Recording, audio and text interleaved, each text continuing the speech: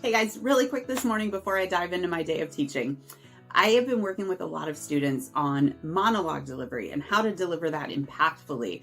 And something that I really want to touch on to give you a quick takeaway is variety. Find the places in the monologue where you can build in layers to make it interesting. Frequently, when a new actor or even an intermediate actor comes to me to deliver a monologue, I find it very one level. We start at this intensity and we drive right through and then we're done. We live in a soundbite world. Our attention spans as humans has shrunk dramatically. To keep an audience engaged, you need to find levels. So that's your speed at which you're talking. That is your intensity of delivery. It's your volume level, and it's your pitch and your tone.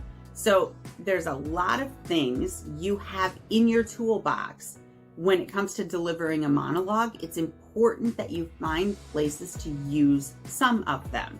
You don't have to put all of them in, but my advice to you would be to even begin by looking through those words and picking one sentence, one short phrase that really strikes you. Something that stands out, that's a new way of thinking of something or a new way of saying something. And when you get to that place, pause. Deliver that, and then go back in. It helps our brain to re-engage, to reconnect, and to lean in if we do a little something unexpected with a piece. So as you're working on your monologues, keep that in mind. Variety.